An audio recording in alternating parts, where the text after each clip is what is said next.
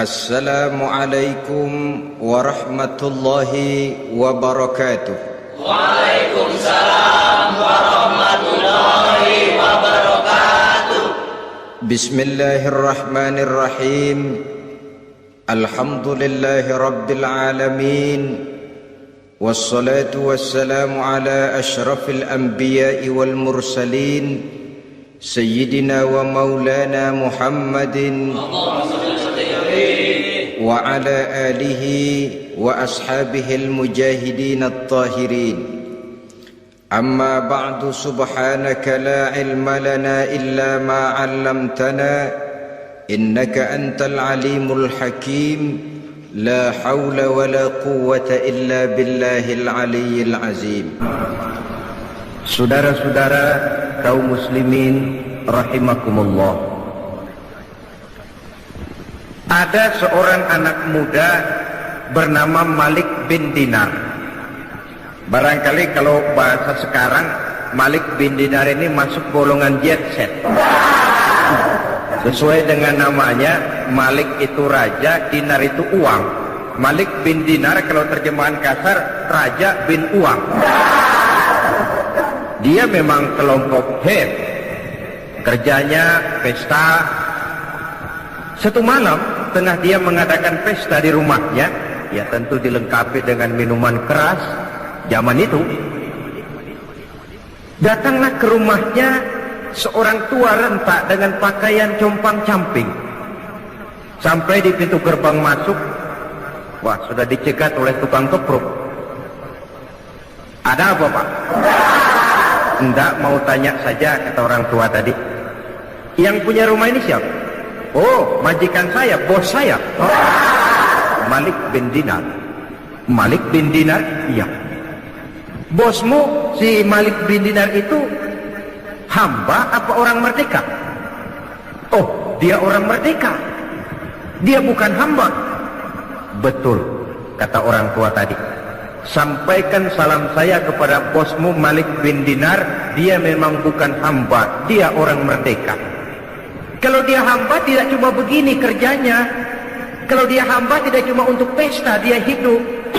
Seorang hamba adalah seorang yang juga sujud kepada penciptanya.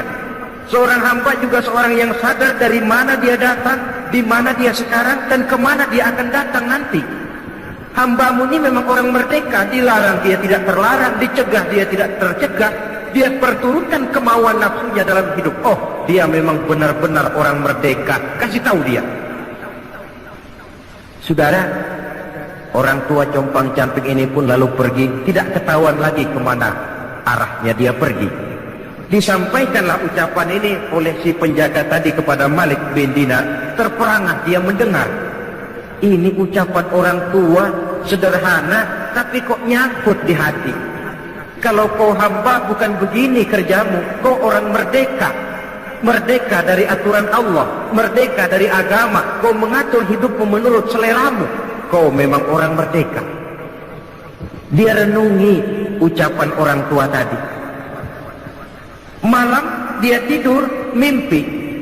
Mimpinya enggak kepalang tanggung lagi. Mimpi kiamat datang. Lalu dia naik pengadilan di padang mahsyar. Setelah diadili, jatuh vonis karena memang dosanya banyak, dia mesti masuk neraka. Sudah dipegang oleh malaikat Malik, mau dilemparkan ke neraka, hampir dilempar. Dia bangun dari tidurnya. Astagfirullah, katanya. Untung cuma mimpi. Kalau benar-benar bagaimana? Dia periksa seluruh tubuhnya, anggota badannya. Apa yang dia lihat? Kulit badannya terkelupas. Gemetar dia. Cuma mimpi mau dilempar ke neraka, kulit badan terkupas karena panas. Bagaimana kalau neraka betulan? Menangis dia. Terbayang segala dosa dan kesalahan yang pernah dia lakukan dalam hidup. Dia campakkan seluruh baju kebesarannya, dia tinggalkan rumah mewahnya. Sejak saat itu dia mengembara sampai akhirnya dia menjadi seorang ulama sufi yang terkenal, Malik bin Dinar. Tetapi yang konon menurut riwayat hampir seumur hidup beliau tidak pernah senyum. Orang pun tanya, Imam, kenapa anda ini tidak pernah senyum kami lihat? Dia jawab, bagaimana saya mau senyum? Kalau mimpi masukkan ke neraka sejak kulit terkelupas, baru mimpi bagaimana benerannya. Dia rasakan, dia resapi itu dalam hidupnya. Sehingga manakala dia membaca ayat-ayat Allah, manakala dia menyebut Allah, gemetar hatinya. Tidak jarang dalam sholat sunnah dia jatuh pingsan. Begitu dia menghayati kalimat Allah dalam hidupnya. Ini contoh dari perjalanan hidup Malik bin Dinar. Jadi esensi dari ciri yang pertama ini tidak lain merasakan kehadiran Allah dekat dalam hidup. Saudara-saudara kaum muslimin yang berbahagia, kalau ini sudah tertanam dalam jiwa kita, efek positifnya yang akan timbul adalah etika otonom. Bahwa kalau saya sendiri, yang kedua itu Allah. Kalau saya berdua, yang ketiga itu Allah. Tidak ada sejengkal tanah pun tempat untuk berbuat yang tidak baik. Karena nama Allah sudah sanggup menggetarkan jiwanya. Seorang teman berkata, kalau engkau hatimu keras dan sulit untuk bersyukur, sering-seringlah main ke kuburan atau ke rumah sakit katanya. Kau diri saja di depan itu emergency room, ruang darurat gawat, yang tiap menit datang orang keluar dari ambulan, yang kakinya terpisah, yang tangannya putus, yang kepalanya pecah. Kalau sudah melihat begitu nggak mau syukur juga, memang batu tuan. Atau sering-seringlah main ke kuburan, hayati yang kau lihat. Engkau 2 tahun yang lalu masih ada bersama saya, engkau masih ngobrol sama saya, sekarang tinggal tulang belulang di sini. Kemana wujudmu? Engkau sekarang, saya akan menyusul. Dari situ tertanam kesadaran, sehingga seorang sufi, Sufyan Tsauri namanya, dia pernah membuat lubang kubur di sebelah kamar tidurnya, lengkap dengan liang lahatnya. Kalau dia malas ibadah, dia turun ke lubang kubur yang dia buat itu, dia berbaring di situ, seperti orang mau dikubur saja. Dia nasihati dirinya, nah lo nanti begini, sekarang baru coba-coba masih bisa bangun, masih bisa sholat, ayo bangun sholat. Kalau benar-benar sudah begini ditutup dengan dinding ari, tidak ada lagi kesempatanmu berbuat baik. Dia nasihati dirinya sendiri. Sebab maaflah saudara, memang paling sulit sih menasihati diri sendiri. Paling sulit. Orang lain yang saya lakukan macam ini, saudara bisa mendengar, tapi nasihat yang paling mantap sesungguhnya kalau nasihat itu datang dari jiwa kita sendiri. Dan dalam hidup ini kan nasihat tidak cuma yang terucap orang, yang kita lihat bisa jadi nasihat. Pertumbuhan biologis kita jadi nasihat. Kau lihat ubanmu sudah bertabur, kau lihat kulitmu mulai mengendur, kau tahu kau cuma sanggup makan bubur, kau tahu matamu sudah kabur, kau sadar sudah dekat ke lubang kubur. Atau nasihat yang timbul dari dalam jiwa, dari dalam hati ini membisik, hidup tidak pernah berjalan ke belakang, Bu. Mundur hancur, berhenti diinjak orang. Tidak ada kata berhenti dalam hidup ini. Sekali maju melangkahlah terus. Saudara hadirin yang saya hormati, kita kembali kepada masalah pokok kita, bertawakal menyerahkan hasil usaha kepada Allah. Ingat ya, hasil usaha, bukan usahanya. Kalau usahanya kita yang kerjakan, hasilnya serahkanlah kepada Allah. Nah, tawakal ini akan lebih mantap kalau diiringi dengan perbuatan yang mendekatkan kita kepada tempat yang kita jadikan bertawakal. Oleh sebab itu, ciri yang keempat ini menyambung, menguatkan yang ketiga tadi. Apa ciri yang keempat? Alladzina yuqimunas shalah. Orang-orang mukmin itu ialah mereka yang mendirikan sholat. Tawakal kepada Allah tidak cuma dalam bentuk ucapan, udah serahin aja deh sama Tuhan, ntar juga beres. Iya, tapi kalau nggak sholat, penyerahan itu kok rasanya istilah Jawa kurang marem gitu. Nggak marem, nggak mantap. Penyerahan yang tanpa diiringi dengan pendekatan kepadanya, kan konyol. Udah, serahin gubernur aja dah. Gubernurnya nggak kenal sama kita. Bagaimana mau diserahkan persoalan itu kepada beliau kalau beliau kenal saja kepada kita? Tidak. Serahkan persoalan ini kepada Allah. Iya, kau kenal tidak Allah? Kau sering berkunjung kepadanya atau tidak? Penyerahan persoalan kepadanya akan lebih mantap kalau kita memang dekat dengannya. Sarana komunikasi yang paling efektif buat mendekati Allah terletak pada ciri yang keempat ini. Alladzina yuqimuna shalah, mereka mendirikan salat. Saudara-saudara, jadi proses kita bertawakal ini diimbangi dengan pendekatan yang real kepadanya melalui jalur yang disebut salat. Di sana penyerahan ini menemukan bentuk yang paling pasrah. Kalau tidak, kita sih bisa saja berkata, saudara-saudara jangan takut, Allah bersama kita. Tapi kalau tidak sholat itu cuma mulut, hatinya mungkin perang. Apa iya Tuhan bersama gue sembahyang aja kagak. Hatinya kan perang. Antara mulut dengan batin ini tidak seimbang, tidak sama karena kata dan perbuatan lain. Seperti di zaman sekarang kan ada orang agnostik, agnotisisme, yaitu orang yang menghargai agama, menaruh agama di tempat yang luhur, tapi tidak mau mengikatkan diri terhadap suatu agama secara formal. Dia mengakui esensi agama, dia hargai agama, tapi dia tidak mau terikat dengan suatu agama secara formal. Mau dibilang Islam gak pernah ke masjid, mau dibilang Kristen kapan ke gerejanya, Hindu tidak, Buddha pun bukan. Tapi kalau bicara agama, bukan main. Agnotisisme, manusia agnostik, manusia yang menghargai agama, menaruh agama di tempat yang tinggi.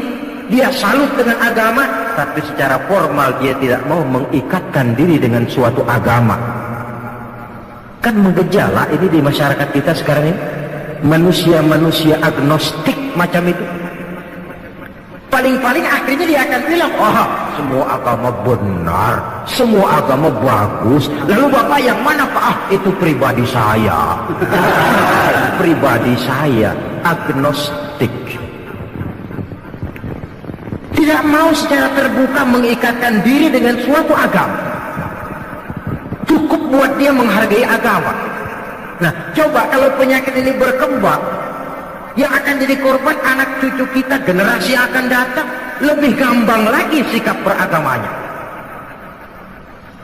Itulah sebabnya sering saya ungkapkan, kita tidak hanya perlu orang yang berilmu agama, tapi juga kita perlu orang yang berjiwa agama. Kalau berilmu agama, dia menganalisa agama dari berbagai segi. Tanpa jiwa agama, dia sulit untuk hidup menurut ajaran agama. Saudara hadirin yang saya hormati, oleh karena itu, sholat sekali lagi merupakan sandaran vertikal dalam kerangka memperkuat sifat tawakal kita kepada Allah. Kita bisa saja berkata, ini karena sudah pakai bibit unggul, lalu pupuk ureanya bagus, kita berharap panen besar tahun depan. Boleh, harus begitu. Optimisme dalam hidup memang perlu. Tapi kalau tidak ada tawakalnya, tidak ada upaya pendekatan kepada Allah, dia merasa semuanya memang sudah diperhitungkan secara matang, medan sudah dikuasai, situasi dan kondisi sudah menunjang. Apa yang terjadi? Lacur, wereng, ngamuk. Yang diharapkan panen besar, gagal total, berantakan. Kalau orang punya tawakal, dia akan mawas diri.